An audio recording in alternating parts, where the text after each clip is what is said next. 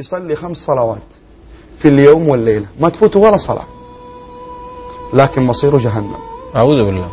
تخيل معايا يا شيخ علي، يصلي 5 صلوات في اليوم والليلة ومصيره النار. مو كلامي، كلام الله سبحانه وتعالى. من هو اللي يصلي ال5 صلوات لكن تهاون بأمر واحد، إنه هذه الصلوات ال5 ما يصليها في وقتها. صلاة الفجر وهو رايح للدوام، هو رايح للمدرسة، هو رايح للجامعة.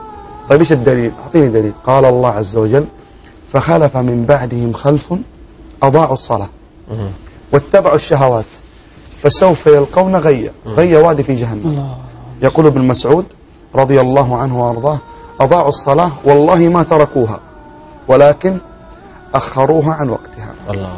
قال الله عز وجل في سورة الماعون آية يحفظها الصغير قبل الكبير: فويل لمين؟ للمصلين الذين هم عن صلاتهم ساهون. ساهون هنا نقصد في السهو؟ السهو تضييعها، تأخيرها عن وقتها، عدم الخشوع، عدم الاتيان بها.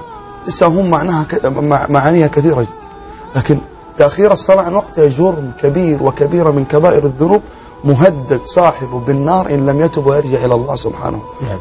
بل الشيخ بن باز رحمه الله له فتوى في هذا المجال. سئل الشيخ رحمه الله عن الرجل يضع منبه الساعة على وقت الدوام ولا يضع على وقت صلاة الفجر، فقال الشيخ: إن تعمد إخراج الصلاة عن وقتها فقد كفر.